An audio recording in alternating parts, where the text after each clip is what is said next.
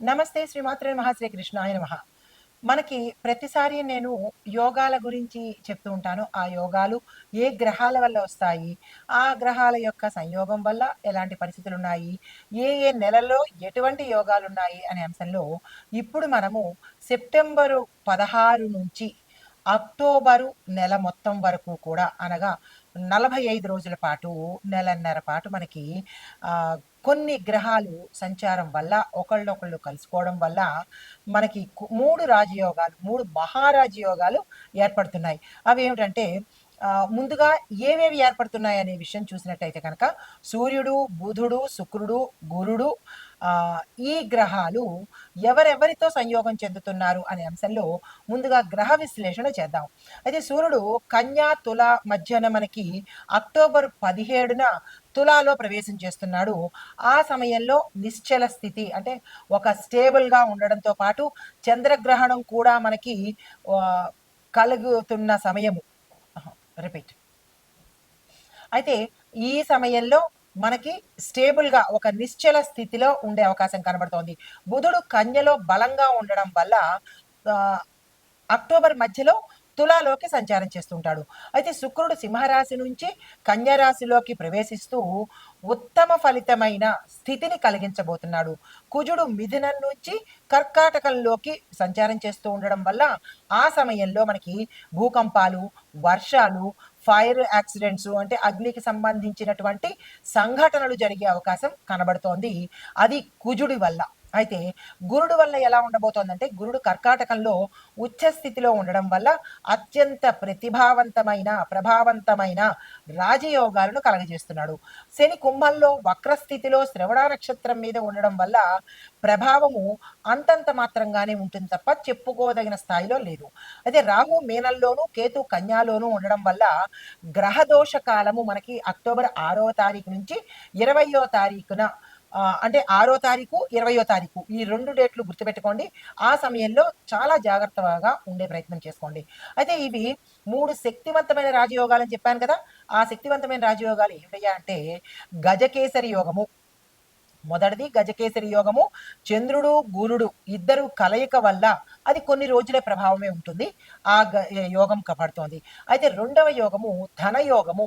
ఇదేంటంటే శుక్రుడు బలపడి బుధుడితో కలిసినప్పుడు ఏర్పడే యోగం అనమాట.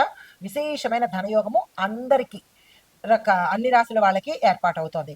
అయితే మూడవది రాజయోగం అనమాట. ఈ రాజయోగం ఏంటి? సూర్యుడు తులారాశిలో ఉచ్చ స్థితిలో ఉండడం వల్ల శనితో సంబంధం ఏర్పడడం వల్ల ఏమిటవుతోందంటే రాజకీయంలో కొన్ని అల్లకల్లోలాలు, కొన్ని మార్పులు చోటు చేసుకునే అవకాశం కనబడుతోంది. ఇది రాజయోగాలు. అయితే మరి దేశకాలమాన పరిస్థితులు కూడా మనం చెక్ చేసుకున్నట్టయితే కనుక ఎలా ఉండబోతోంది అనేది వివరంగా చూద్దాం. దేశ రాజకీయాలు ఎలా ఉండబోతున్నాయంటే ఈ సమయంలో అంటే సెప్టెంబర్ 16 నుంచి అక్టోబర్ చివరి వరకు ఈ 1.5 నెల మధ్య వరకు ఎలా ఉండబోతోందంటే అకస్మాత్తుగా ముఖ్యమైన రాజకీయ నిర్ణయాలు తీసుకోవడం, తర్వాత అవి దేశాన్ని ప్రభావితం చేయడంతో పాటు దళాల విభజనతోనూ కొత్త కూటాలు ఏర్పడము, సంస్కరణలు ప్రకటించబడడం జరుగుతుందనమాట. రెండవది ఏంటి? ఆర్థికంగా ఎలా ఉండబోతోందంటే స్టాక్ మార్కెట్‌లో ఫ్లక్చుయేషన్స్ హెచ్చుతగ్గులు వస్తూ ఉంటాయి. బంగారం ధరలు ఇంకా విపరీతంగా పెరిగేటట్టుగాను, ఐటీ సాఫ్ట్‌వేర్‌లో ఎగుమతులతో కొత్త అవకాశాలు వచ్చే అవకాశం కనబడుతోంది. ఇంకా వ్యవసాయ పరంగా చూసుకున్నట్టయితే కనుక వర్షాలు అనుకున్న దానికంటే ఎక్కువగా కురవడంతో వరి, పత్తి పంటలకు లాభాలు వచ్చినప్పటికీ కొంతమేర వరదల సమస్య వల్ల కొన్ని ప్రాంతాలలో కొన్ని పంటలు నష్టపోయే పరిస్థితి వ్యవసాయదారులకు, రైతులకు పెద్ద దెబ్బ తగిలే అవకాశం కనబడుతోంది. అయితే ఇంకా న్యాయపరంగా చూసుకున్నట్టయితే కనుక ముఖ్యమైన తీర్పులు వెలువడే అవకాశం ఉంది కానీ, పాత రాజకీయ కేసులు మాత్రము మలుపులు తిరిగేటట్టుగా కనబడుతోంది. తర్వాత ఐటీ సాంకేతిక రంగం చూసుకున్నట్టయితే కనుక కొత్త ఏఐ డేటా ఇది చాలా అత్యంత ప్రమాదకరమైన డేటా తెలుసా? ఇది అసలు ఏఐ అనేది అందరూ చాలా సంతోషపడిపోతున్నారు. కొత్త టెక్నాలజీ అని. లేదు. ఇది ప్రతి ఒక్కళ్ళలోనూ వైరస్ లాగా ప్రారంభించే అవకాశం కనబడుతోంది. అది మనిషి మెదడుని కూడా మార్చేసే స్థితికొస్తోంది. ఏఐతో మాత్రము ప్రతి ఒక్కళ్ళు చాలా జాగ్రత్తగా ఉండవలసిన పరిస్థితి. మన ఉనికిని మనం కోల్పోతాం. ఓవరాల్‌గా చెప్పాలంటే మనం అనేది పోయి మనం పూర్తిగా రోబోల్లాగాను లేదా జాంబీల్లాగాను అయ్యే అవకాశాలు ఎక్కువ కనబడుతున్నాయి. అవి అతి దగ్గరలోనే ఉన్నాయి. జాగ్రత్త. డేటా భద్రత, మన డేటా భద్రత అనుకుంటాం గానీ, మనమన్నీ పబ్లిక్ అయిపోయేటట్టుగాను, అన్ని రహస్యాలు కూడా బయటకొచ్చేసేటట్టుగా, ఇంకా గోప్యత అనేది శూన్యమైపోతుందనమాట. అయితే రోబోటిక్స్ ప్రాజెక్టులు ప్రారంభమవుతాయి. విదేశీ పెట్టుబడులు కూడా వచ్చే అవకాశాలు కనబడుతున్నాయి. అయితే వాతావరణ పరిస్థితులు చూస్తున్నట్టయితే తుఫానులు, వర్షాలు, వాయుగుండాలతో ప్రభంజనాలు సృష్టించే అవకాశం ఉంది. కొన్ని రాష్ట్రాలలో వరదలతో ఇబ్బందులు, కరువు కాటకాలు, ఇక్కట్లు వచ్చే అవకాశం ఎక్కువగా కనబడుతోంది. అయితే సామాజిక పరంగా చూసుకున్నట్టయితే గనక ఆధ్యాత్మిక ఉత్సవాలు, మనకు పండగలు, పబ్బాలున్నాయిగా. ఆధ్యాత్మిక ఉత్సవాలు, నవరాత్రులు, విజయదశమి, అమ్మవారి నవరాత్రులు, గణేష నవరాత్రులు, ఇలాగ మనము దేవుడి పరంగాను, ఆధ్యాత్మిక పరంగా చాలా బిజీ అయిపోతామన్నమాట. అయితే కొన్ని గ్రహణాల వల్ల కూడా ఇప్పుడు మనకి సెప్టెంబరు 7వ తారీఖులో ఒక గ్రహణం ఉంది. తరువాత గ్రహణాలున్నాయి. ఈ గ్రహణాల భయంతో ప్రజలు గందరగోళం స్థితికి వెళ్ళిపోతారు. ఎవరు ఏమి చెప్తున్నారు, ఎవరు నిజం చెప్తున్నారా, ఎవరు అబద్ధం చెప్తున్నారా తెలియలేనటువంటి ఒక రకమైన స్థితిలోకి ప్రజలు వెళ్ళిపోతారనమాట. అంటే అగమ్య గోచరంగా అయిపోతుంది.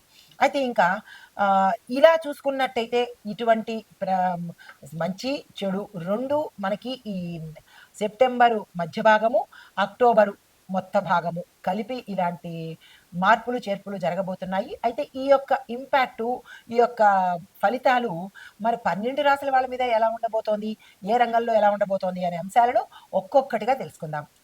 తదుపరి రాశి మకర రాశి. ఈ రాశి వాళ్ళకి ఈ సమయంలో ఎటువంటి యోగము కలిసి రానటువంటిగా కనపడుతోంది.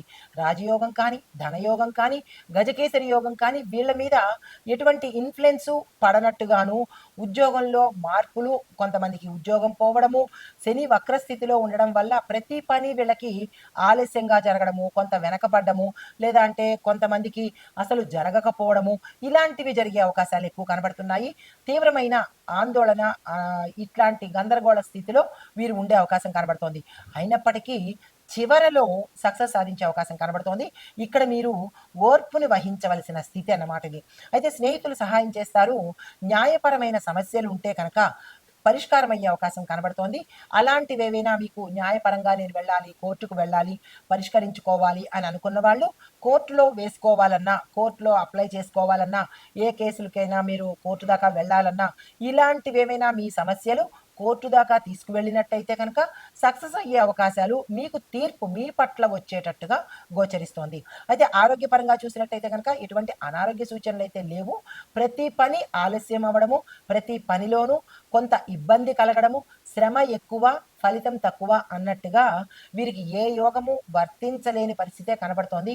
కష్టపడితేనే ఫలితం అన్నట్టుగా ఉంటుంది కాబట్టి నిరాశ చెందకండి. కొద్ది రోజులే కాబట్టి మీకు పరిహారంగా శని భగవానుడికి ఆలయ దర్శనం చేసుకొని అక్కడ తిలల అభిషేకం చేసుకున్నట్టయితే, తిలలు అంటే నల్ల నువ్వులు అనమాట, నల్ల నువ్వుల్ని అభిషేకం చేసుకున్నట్టయితే కొంత శని భగవానుడి యొక్క అనుగ్రహాన్ని పొందే స్థితి కనబడుతోంది. ఎందువల్లంటే ఈ మకర కుంభాలకు శని భగవానుడు అధిపతి కాబట్టి, శని భగవానుడి యొక్క స్థితి గ్రహాలలో నిశ్చల స్థితి అంటే తటస్థ స్థితి ఉంది కాబట్టి ఎటు మంచి ఫలితాలు ఇవ్వలేని పరిస్థితి కనబడుతోంది.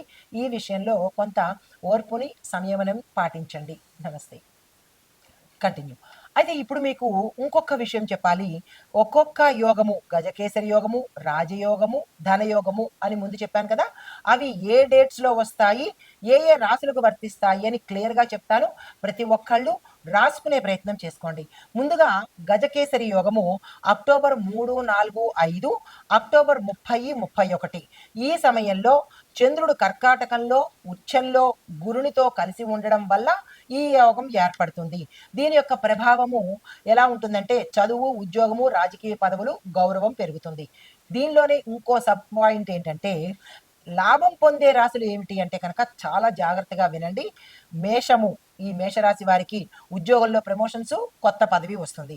కర్కాటక రాశి వారికి శుభకార్యాలు, కుటుంబంలో సుఖం ఉంటుంది. వృశ్చిక రాశి వాళ్ళకి సొంత ఇల్లు ఉంటుంది, వాహనాలు కొనుక్కుంటారు. మీనరాశి వారికి వ్యాపారము, ఆర్థిక లాభము ఉంటుంది. ఎప్పుడు ఈ గజకేసరి యోగంలో ఉన్నప్పుడు, నేను ఇందాక చెప్పిన డేట్స్లో. తరువాత ధనయోగము రెండో పాయింట్. ఈ ధనయోగం పట్టే తేదీలు అక్టోబర్ 11 నుంచి అక్టోబర్ 15 వరకు. అయితే ఇవి ఎవరెవరి సంయోగం వల్ల అంటే బుధుడు, శుక్రుడు కన్యా రాశిలో బలంగా ఉండే సమయంలో ఈ ధనయోగం కలుగుతుంది. అయితే దాని ప్రభావం ఎలా ఉంటుంది అంటే కనుక ధనలాభము, కొత్త వ్యాపార కాంట్రాక్టులు, కళారంగంలో విజయాలు, ప్యాకేజీలు పెరగడాలు. ఇది ధన రూపంగా కలిసి వచ్చేది.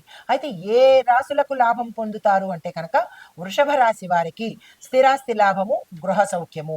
మిథున రాశి వారికి వ్యాపారంలో కొత్త కొత్త కాంట్రాక్ట్స్ వస్తాయి. కన్యా రాశి వాళ్ళకి ఆ కన్యా రాశిలో ఉండే ఐటీ ఉద్యోగులకు, కళాకారులకు కొత్త కొత్త అవకాశాలు వస్తాయి. ధనస్సు రాశి వాళ్ళకి విదేశీ ప్రయాణాలు, ఆర్థిక లాభాలు కలుగుతాయి అన్నమాట. ఇది ధనయోగము.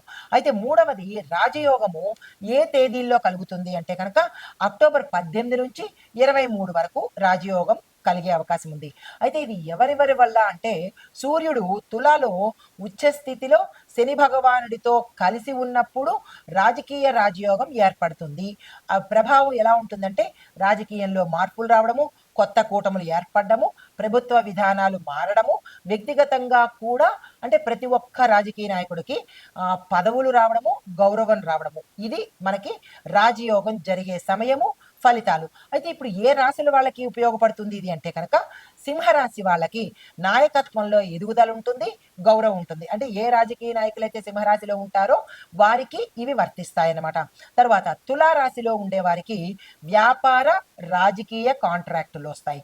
మకర రాశి వాళ్ళకి ఉద్యోగంలో మార్పులు, గౌరవప్రదమైన స్థానము కలుగుతుంది. కుంభరాశి వాళ్ళకి రాజకీయంగా అనుకోని ఎదుగుదల వచ్చే అవకాశం కనబడుతోంది. అంటే ఇవి మూడు యోగాలు. మూడు యోగాలు ఏ డేట్స్లో వస్తాయి, ఎవరెవరు కలిస్తే వస్తాయి, దాని యొక్క ఫలితం ఏంటి, అవి ఏ రాశులకి ఎలాంటి ప్రభావం ఇస్తోంది అనేది సవివరంగా ఒక్కొక్కటి సావధానంగా మీకు తెలియపరిచాను. ఈ వివరాలు తెలుసుకొని ఆ గ్రహాల యొక్క ఫలితాలను సంపూర్ణంగా పొందాలి అని కోరుకుంటూ నమస్తే.